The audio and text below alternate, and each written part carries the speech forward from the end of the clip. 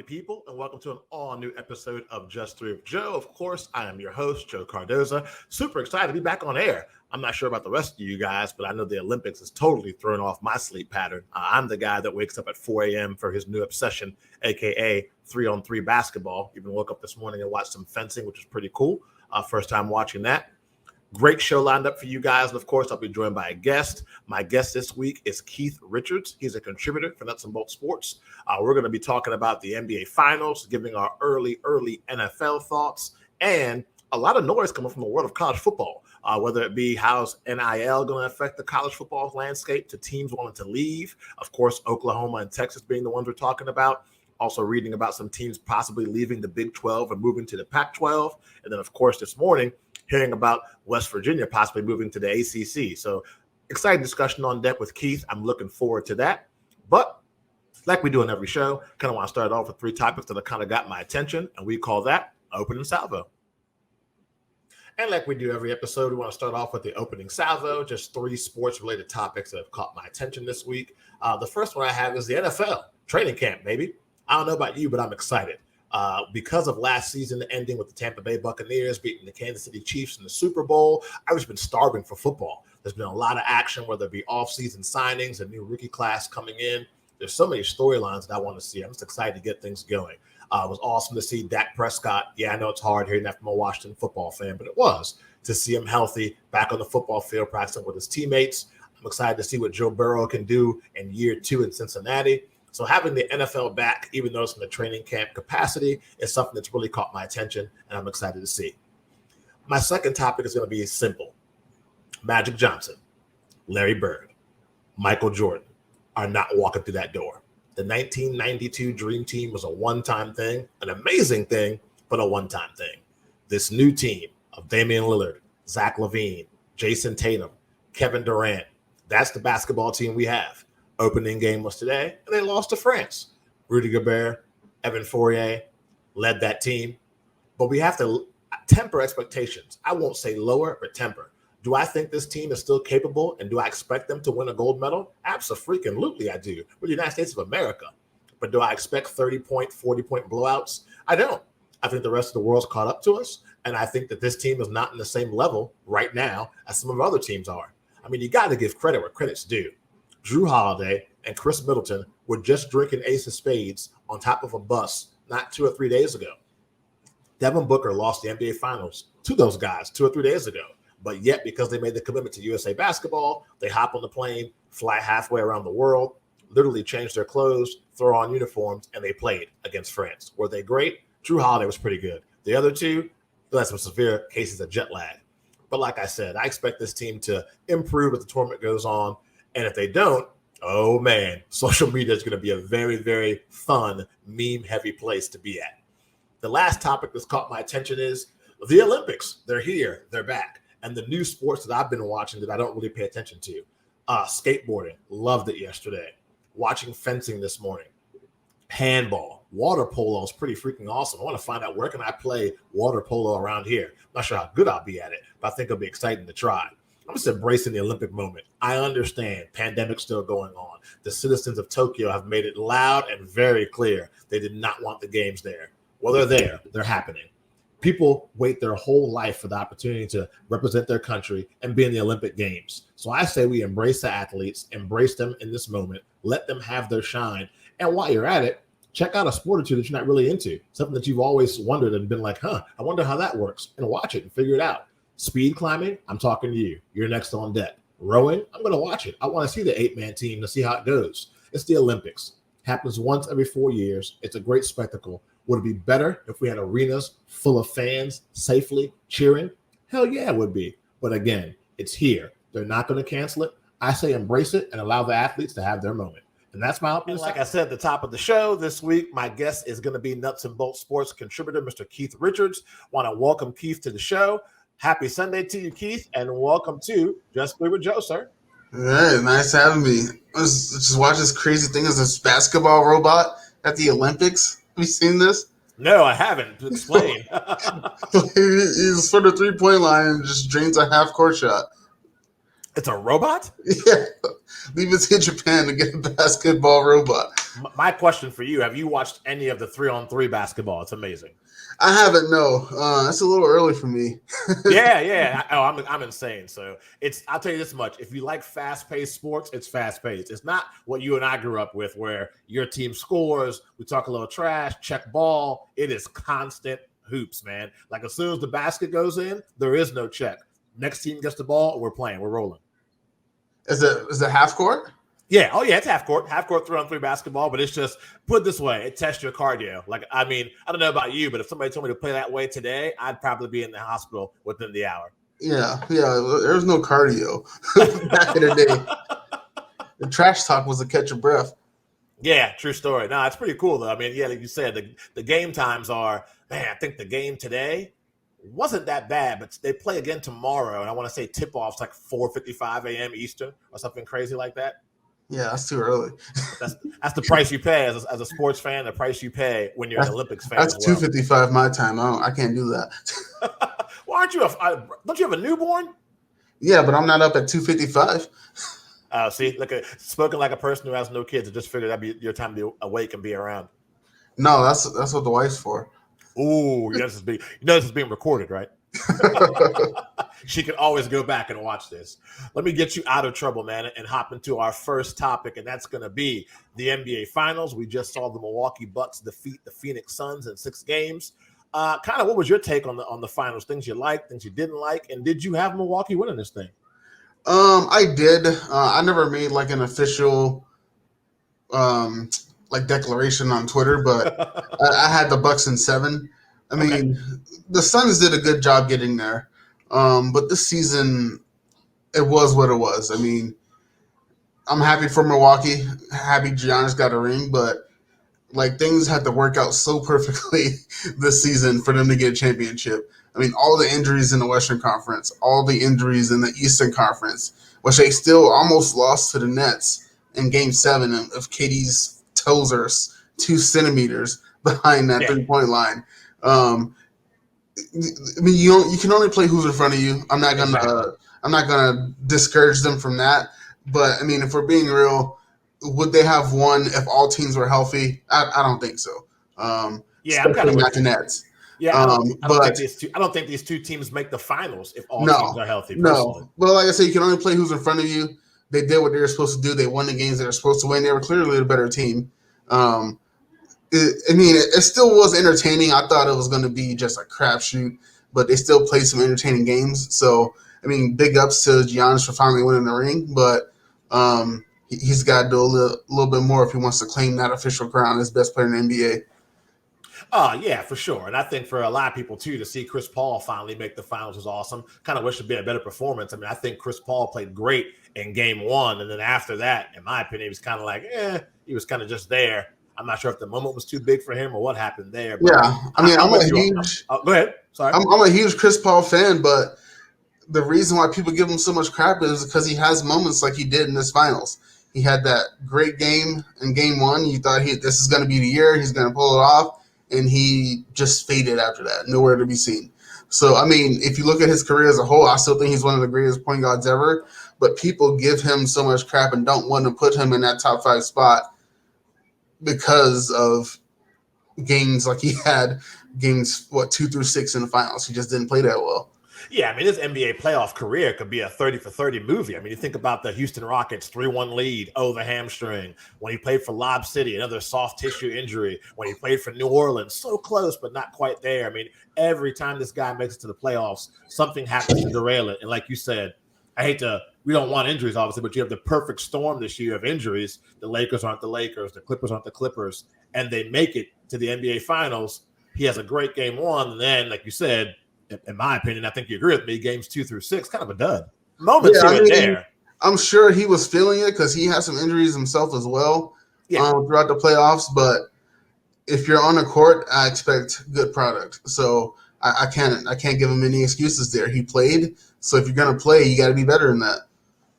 Yeah, no, I agree with you. And I think that the person that might be the happiest out of everyone in the situation is Mike Budenhauser. This is a guy that we've been fire coach Bud for so long. It was funny. I saw at the parade, somebody had a sign still at the parade that said fire coach Bud. Even after Hey, let's be real though. What did he really do to prove that he shouldn't be fired? I mean, if Giannis does not play lights out in the series, do they win? I mean, I don't see any amazing thing that he did coaching that really helped the team. Giannis was just that good. I think he made some adjustments as far as how they were defending Chris Paul and as far as rotations. I mean, he did something he had been getting banged on for this whole time at Milwaukee, and that is he made adjustments before it was too late. They were down 2-0.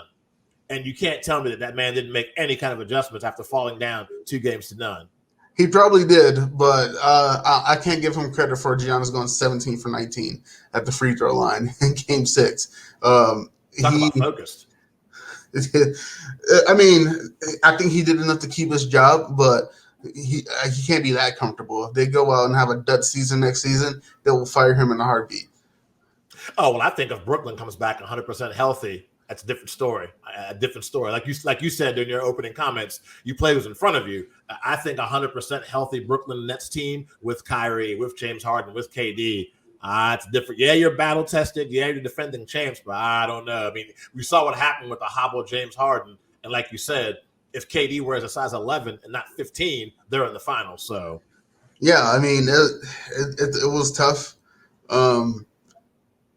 That even if Harden was 75%, I think they win that series. I don't even think Harden was 50%. He was doing nothing out there. I mean, but congrats to the Bucks, but they got some of the most luck I've seen in a long time in a postseason to get to that finals. Well, I'm excited to see a quote unquote small market team, two of them, make it to the finals and get a championship too. So that might help them as well. You never know. There might be some veteran that might take the minimum for the chance to play with Giannis in Milwaukee. Maybe they're going to have to contend with the Lakers and a lot of teams who I'm sure are going to be making some huge moves this offseason. And I don't even think the Lakers were as bad as everyone makes it out to be. They had a crap ton of injuries as well. Yeah. I mean, AD gets injured, but he plays still 80% of his games. The kicker was LeBron getting injured. LeBron never gets injured and misses that many games. So even if they just come back with those two and they play 80% of the games, I think they'll still be fine. But I guarantee you Rob Pelinka is going to do more than that. Like, it's the same thing with LeBron's first season. Everyone talked about how they were done. They need to trade him. He needs to retire. They came back and won a championship second season. Same rhetoric this year. They're going to – I don't know. I can't say right now they're going to win the championship next season, but they're going to shut up a lot of people. Yeah, and I mean, obviously, too, and you know how much this pains me to say this as an official vice president of the Golden State Warriors Haters Club, but Klay Thompson coming back, a top draft pick or a possible piece to move to get another veteran to add to that team. Golden State's kind of scary. I think there's going to be a revenge tour going on at the Golden State Warriors facility next season for sure. Yeah, or if you trust King Josiah, Steph is just auditioning to be on the Lakers. If that happens, man, I don't know. Can I still be the vice president of the Haters Club, but also be a fan of the Lakers? Because that idea of Bron and Steph and AD, holy. I'm not watching if he joins the Lakers. Like, I'm just not going to watch. It's not going to be worth my time. Oh, you think that team is going to steamroll Brooklyn?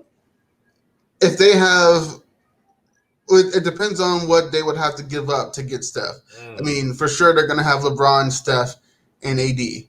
If they can keep KCP, if they can keep Montrezl Harrell, Alex Caruso, some of those vital role players, then no, I don't think any team's going to beat them. But if they have to give up a lot, they'll still make it competitive with whoever they play, but they're going to need some bench depth still. So it depends on what they have to give up in order to get a Steph or even a Dame or Kyle Lowry and DeMar Rosen, which has been rumored as well. It just depends on what they can keep and what they can give up. Yeah, I think the Lakers picking up DeRozan and Lowry is a lot more feasible than them picking up some big name superstar. I think that DeRozan and Lowry would take that veteran minimum for the chance to play with King James, to play with AD, and make a real run of the championship. Yeah, especially if they can't lose some in the playoffs because they're on the same team. I love how, as long as I've known you, you never allow anyone to forget how he is rent-free and the Toronto Raptors players and heads for the last, 10 years plus.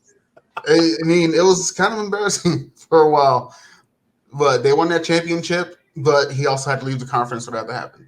I mean, there you go. Keith never misses the chance to Man, Raptors fans must love you, bro. I hope you don't live by anybody who's a Raptors fan. I'm deep in Denver, so no, I'm good. Yeah, I think with you, let's talk about the Nuggets real quick. I mean, obviously the Jamal Murray injury was a big crushing blow to you guys. You got the MVP in your team. I like this team. I think the biggest thing was Michael Porter Jr. I think he's the second coming of KD one day, and then the next day I forget he's on your team. And then the Nuggets have a lot of guys that, unless you really watch basketball, you're like, who the hell is this guy? But they're knocking down 10, 15 footers consistently. They're playing really good defense. So I think there's some pretty good pieces there. I'm starting to wonder, is it a coaching thing? I think it's a combination of a couple things. They're still, I think they're still one or two pieces off. They got MPJ, they have Jokic, they have Murray. I'm still upset with them for signing Paul Millsap to that extension. Like, I don't understand what he really even does for the team anymore. I mean, he has some good spots every now and then, but he's not worth the money that he is taking from the team. More than likely, they're going to lose Will Barton, which I think is a huge part of that team as well. But that would give them about $15 million that can pick up another quality player. And then there's Mike Malone. I think he's a great coach, but I think his time on this team is done. They have a good collection of talent, but whatever he's doing at this point is just not working on a consistent basis. If they can stay healthy and stay consistent, like when they had Murray, they were really consistent for a lot of that chunk of the season, especially when they picked up Aaron Gordon. Yeah. But losing Murray hurt a lot, but Mike Malone just didn't seem like he didn't know what lineups he wanted to throw out there sometimes after that Jamal Murray injury. Sometimes they're really good, sometimes they're really bad.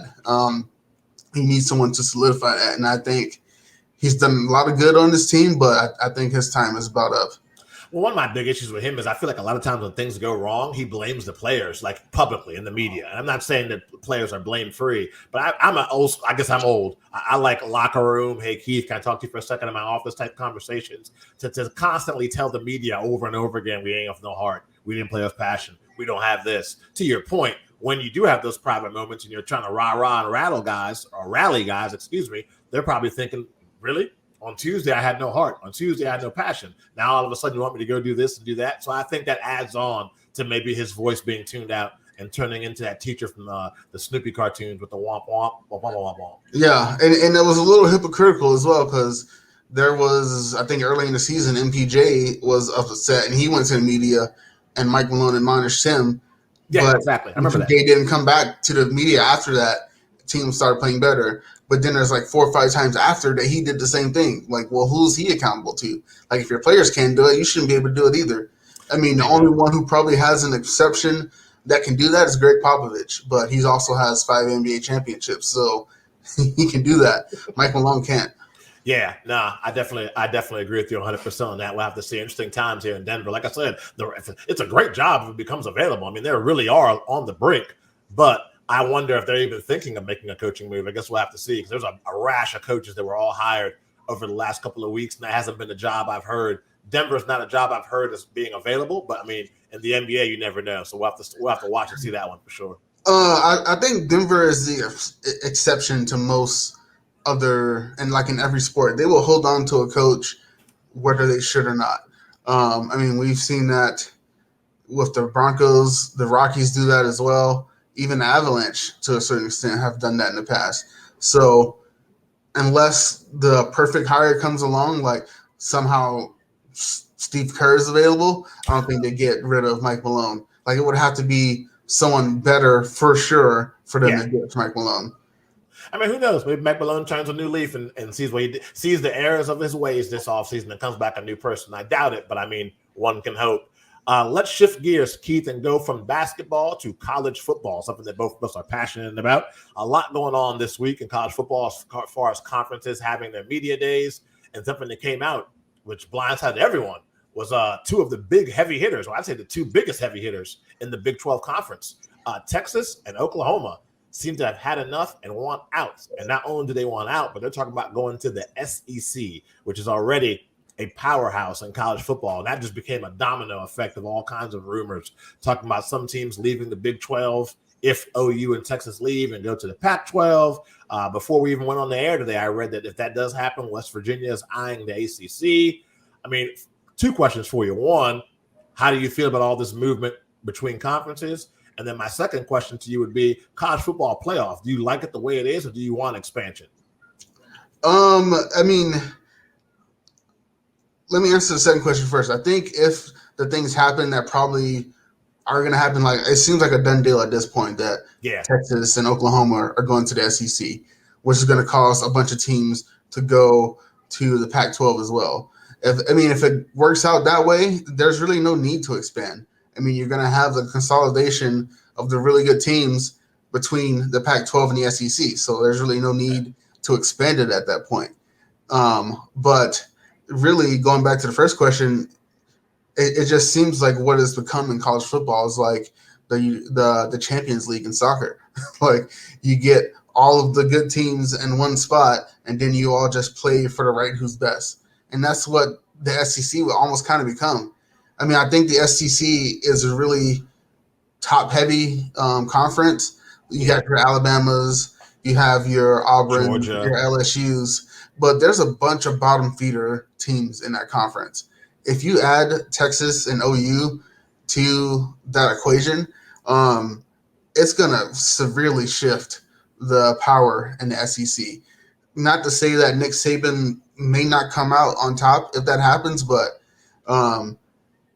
he would definitely need to start changing his out-of-conference schedule because they will lose at least 2 conference games if Texas and OU is there, because then you got to play Texas, OU, LSU, Auburn, a few other teams as well. So it'll be good for college football in the sense that it'll make Alabama change how they schedule themselves. I was saying on Twitter, like they don't schedule hard out-of-conference games because they know that their conference schedule is looked at as so tough, whether that's right or wrong. It's looked at as so tough that they can lean on their conference schedule and beating up on teams like Vanderbilt and Tennessee to where it really doesn't matter as long as they do really well in their conference. But it's either they need to consolidate the teams or let the conference be what they're going to be and expand the playoffs. Like right now, they're trying to have the best of both worlds, and they can't do that. Yeah, I think they should expand the playoffs because, I mean, let's just say for your scenario, obviously they're going to have different divisions. Let's say that it's LSU versus Oklahoma for the SEC championship. And let's say LSU wins. Of course, we know LSU is going to be going to the college football playoff. But what happens to the team that loses? Is that one or two loss team going to the playoff? And if that does happen, what about the champion from another conference? Your Big Tens, your Pac-12s, your WAC.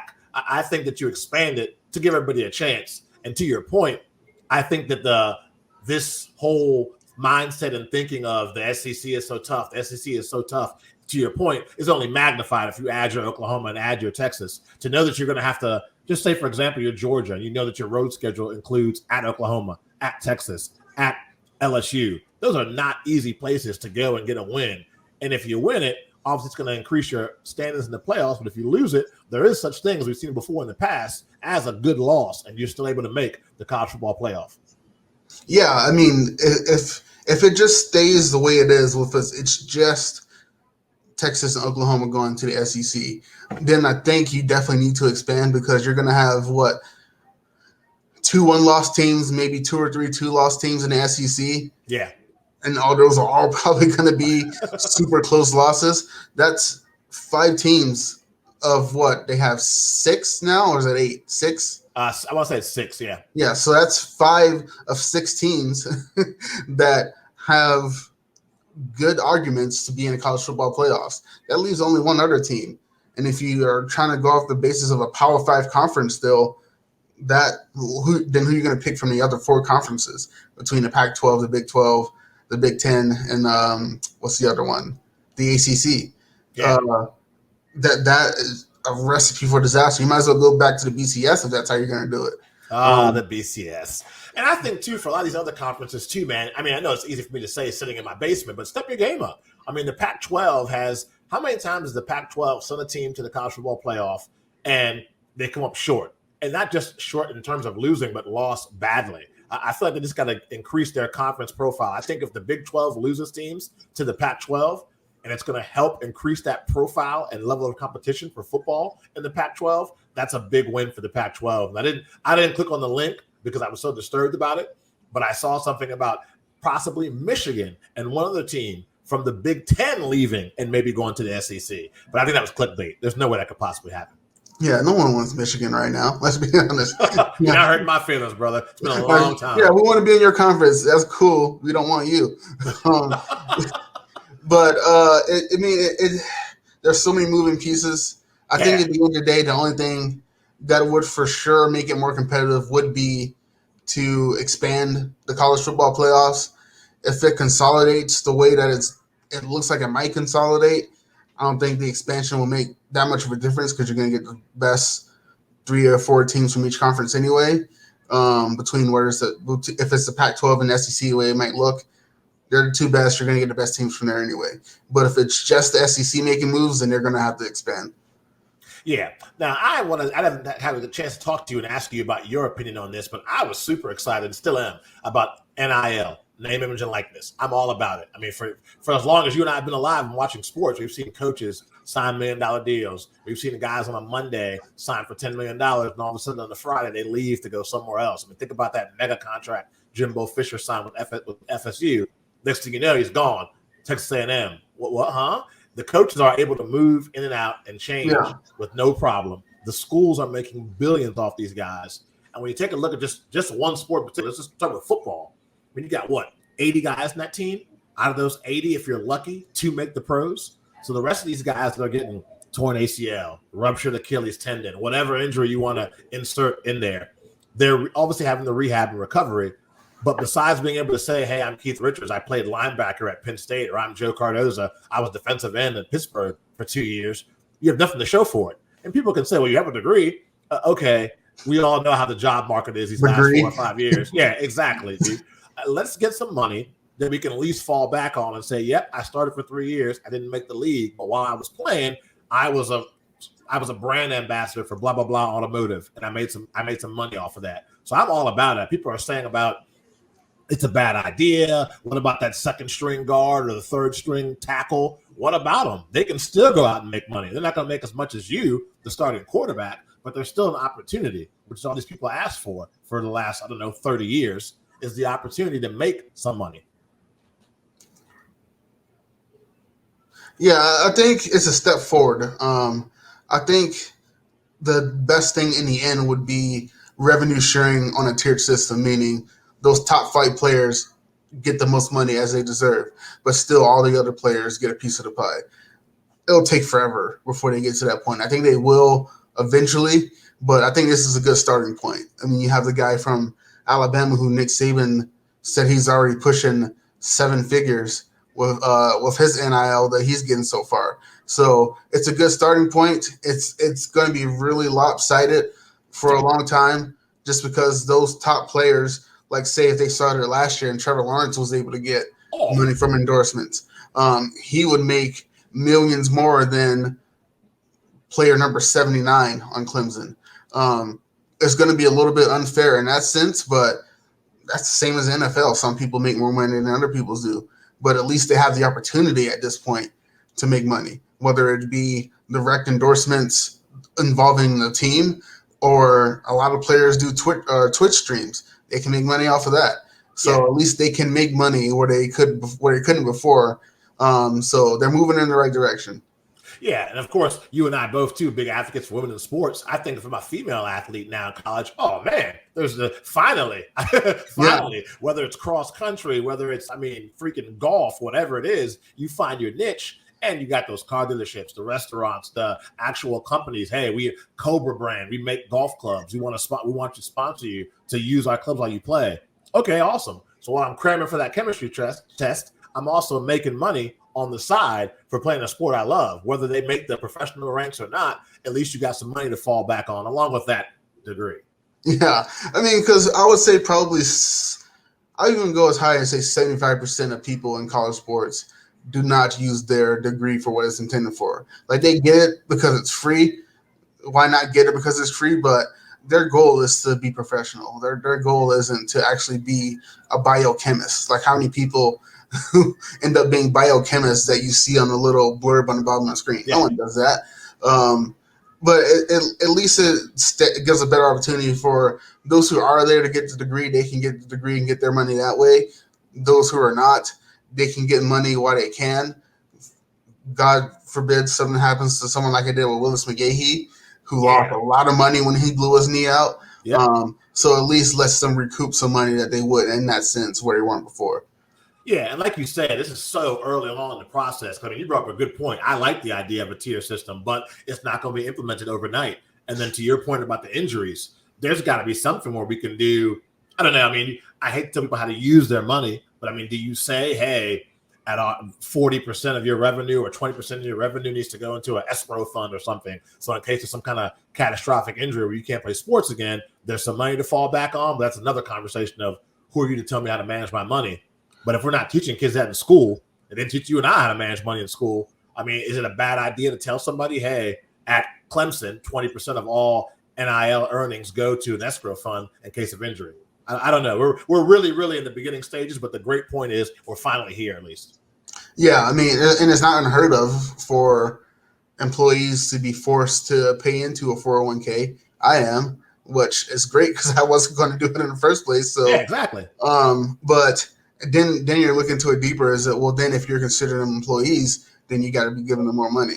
So that is a touchy subject, and it's going to be a while before they get it ironed out. Yeah, I mean, like I said, I'm just happy we're finally here, and we'll have to see how it goes. And I mean, I don't know if we're gonna just some of the things I've been reading from some of these guys that are old war horses in sports media. Oh, this is going to change everything. Now that fullback's not going to go the extra mile for the block because they're not making as much money as the running back. I think maybe I'm super naive. Whistle blows, you get in the court or get in between those lines, competition's flowing, you want to compete. I don't think anyone's going to think about, man, I'm not going to do this. I'm not going to make this screen the way I should because my point guard makes more money than I do. Maybe I'm wrong, but I just find it hard to believe. I'm sure there are going to be some bad apples that way, but the other way to look at it is, well, he's making that much money because he's really good. Let me be better so I can start making that much money. So it could end up being where I'm not going to try as hard because I'm not getting paid as much, or I'm going to try harder so I can get paid more. It just depends on the person. Yeah, because, I mean, you can make that argument about anything. I mean, like you said, to your point, number 79 at Clemson has no shot of making the NFL, but they're out there blocking for Trevor Lawrence every Saturday, who's getting all the glory because that's what they love for the love of the game. They easily could have been like, my degree in political science is all I'm going to have. I'm not going to make it to the league. Why am I blocking and busting my ass for this guy? Yep. I think it'll work itself out. It's going to be hairy in the beginning, but they'll figure it out. Yeah, at the end of the day, I'm just excited for the athletes, man, for sure. Last topic I have is a sport that you and I both battle with everybody on Twitter about all the time, and that's the National Football League. We have teams creeping into training camp now. The Buccaneers, defending Super Bowl champs, have started training camp. We all lost our minds when we saw Dak Prescott come back from that injury and jog on the field. He was throwing dimes in the T-shirt and shorts to CeeDee Lamb. I guess I don't really have a question. I want thoughts from you. What are you looking for? I know you could talk about this forever, but what's like 2 or 3 things that Keith Richards is super excited about with the upcoming NFL season, whether it be a player, a team, something you saw that was happening in the league that you want to see continue to happen or not happen? What's got your eye? For one, I'll go to Dallas Cowboys. I mean, I'm not a Cowboys fan like I was most of my life, but you still want to see good football. I mean, they looked terrible at times last season, but they also had a lot of injuries on that offensive line. They had Dak out for most of that year. If that offensive line can stay healthy, if Dak stays healthy, you look at the pictures of Zeke in training camp where he just looks like he put in work at the gym. It does. Tyron Smith looks good. Lyle Collins looks good. They just added Malik Hooker on defense. They're still making moves like they want to win the Super Bowl. Not saying they will, but they have the talent that they can do that if they can be healthy and their coaching doesn't suck. That's another big part. Their coaching has to be on point as well. So I think the Cowboys are going to be a team to look at. Might be a dark horse for a lot of people, especially in the betting world where you never know what can happen. Tampa Bay could suffer injuries. Who knows what's going to happen in Green Bay? The Saints lost Drew Brees. We don't know what they're going to look like. I mean, if this is a year that they can sneak one in, or if there is a year that they can sneak one in, it's going to be this year, just because all the uncertainty of the other NFC teams outside of Tampa Bay. I mean, you have to count on injuries for them to not be good. They're going to come back strong, just like they did last season. And then the other thing I would say is, where is Aaron Rodgers going to land? That's big. It's huge. I don't think he's going to play for Green Bay this season. Like, it's not happening. And now it's a matter of whether he's just going to sit out the season or if they're going to trade him to where he wants to go. Because there's really no one that has the most leverage at this point. I'm not sure if he has a no trade clause. I can't remember if he does or not, but he may have leverage in that sense where he can only be traded where they want to trade him. But if they don't want to trade him certain places, they're not forced to trade him. On the other end, he makes so much money off endorsements that he really doesn't need to play this year. He has a Jeopardy gig lined up in his back pocket. I mean, come on now. It's whoever is going to be the most stubborn and whoever's going to move first. And I think at the end of the day, that's going to be the Packers, because as much as they want him to play there, they're not stupid. They can either get something for him now or get nothing for him when he leaves, and he can just play for whoever he wants to. So I think they're really trying to wait him out, but at the end of the day, I think he has the most leverage. Now, where he's going to go is up for debate. I'm still pulling for Denver.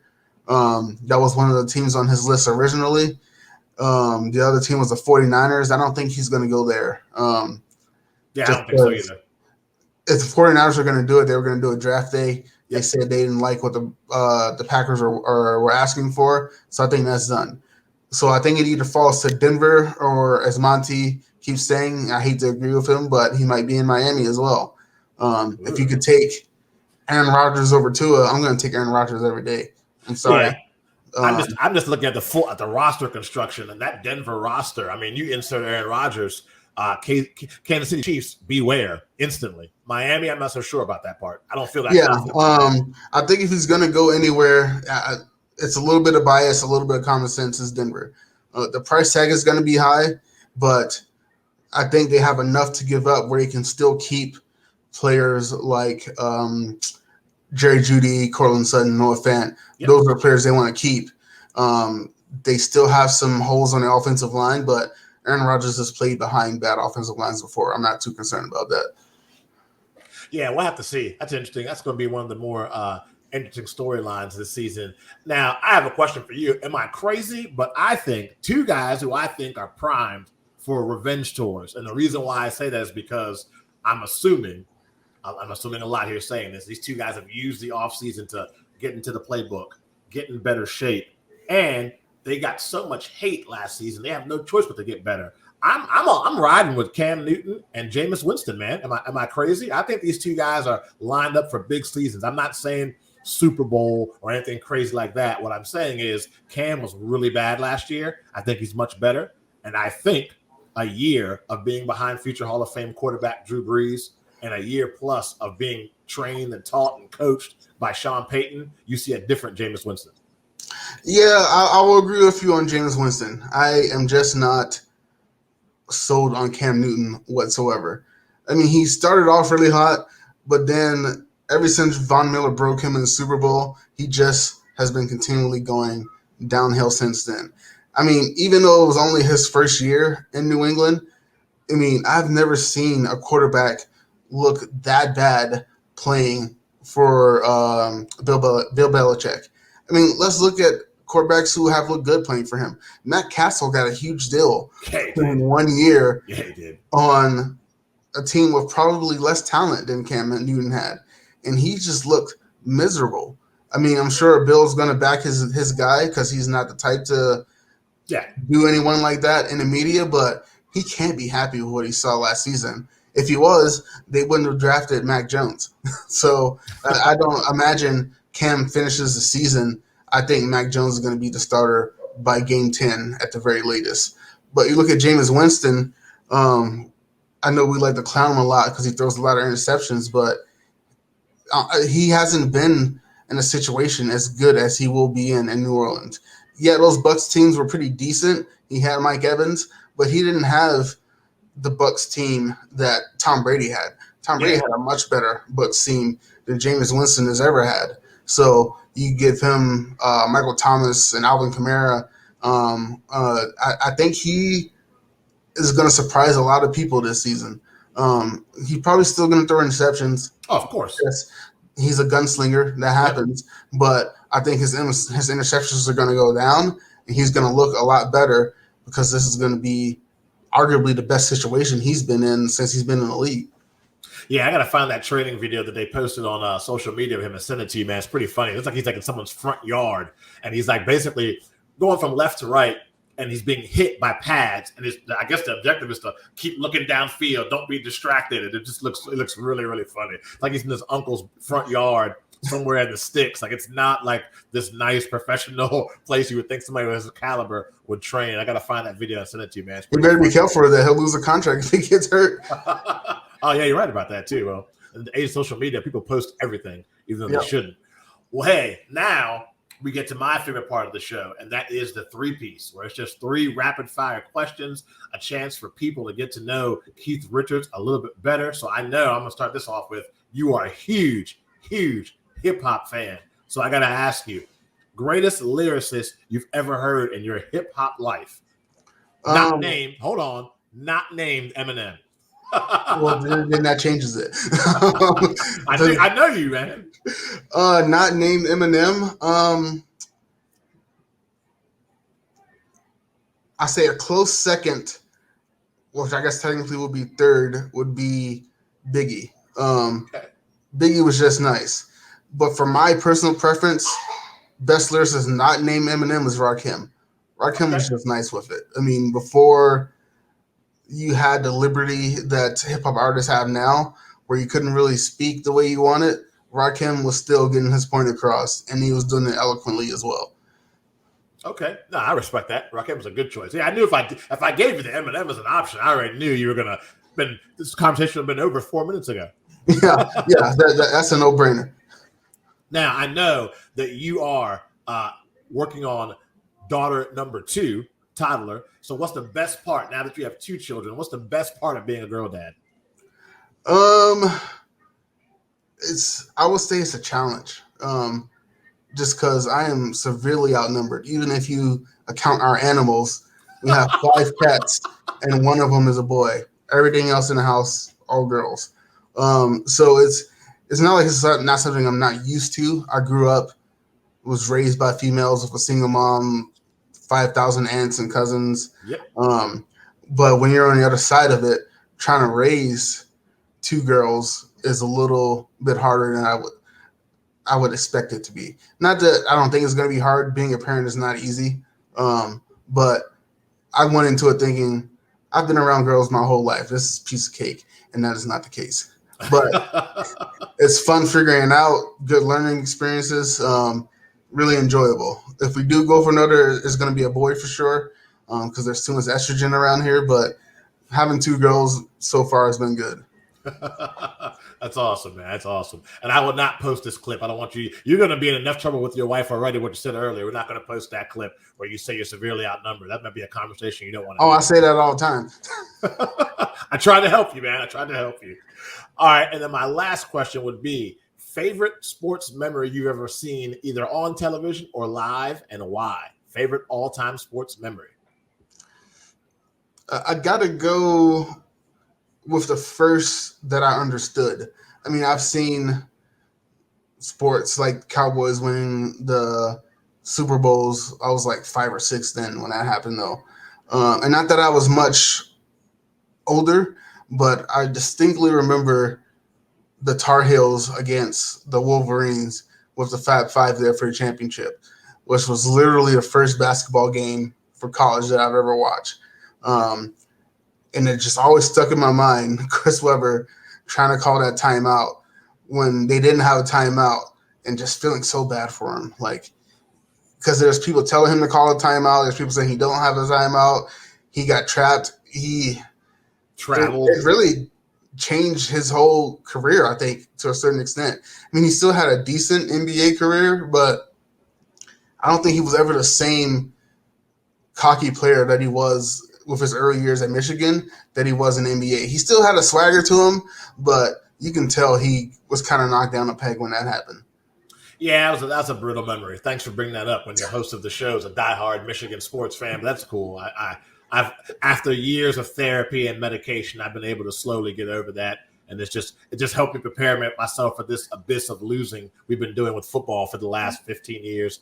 And hey, Juwan Howard's got that team looking real good right now, though. Yeah, a shining grace right there. Juwan Howard and our softball team. It's pretty good. Everything else, Michigan sports wise, needs some serious work. Well, hey, I never let anybody come on the show without giving them a chance to have the floor and let everybody know where they can find you on social media, follow your work, man. So at this time, Keith, the floor is yours, my friend.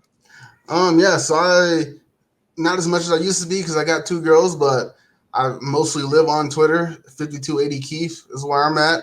Come football season, that's where I'll be every Sunday. We get a Twitter thread going and we trash talk and have a lot of disagreements, but have a lot of fun as well. So at 5280 Keith on Twitter. Awesome, man. Well, like I said, thank you so much for hopping on the show. I do appreciate it, sir. And we'll have you again down the line. Yeah, glad to be here. Thanks for having me. Cool, man. Appreciate it, man. You take care, Keith. Peace. And that was Keith Richards, a great guy, man. Super knowledgeable sports fan. Before I get out of here, I want to make sure I mention my new partnership with some amazing content creators. And they are from the 19 Media Group. And man, what is 19 Media Group? It's just what I said. It's a collection of great content creators. It's podcasts about sports, podcasts about TVs, movie, entertainment, different parts of America, small town heroes, people making a difference in their communities. So if you want to check us out, make sure you go to 19mediagroup.com. Just Three with Joe will be on their YouTube channel for sure. And while you're there, don't just check out my show, check out the other shows that are on there as well. So I definitely want to give a shout out to my 19 Media Group family. As always, you've been watching Just Three with Joe. Thank you guys so much, and I'll catch you guys.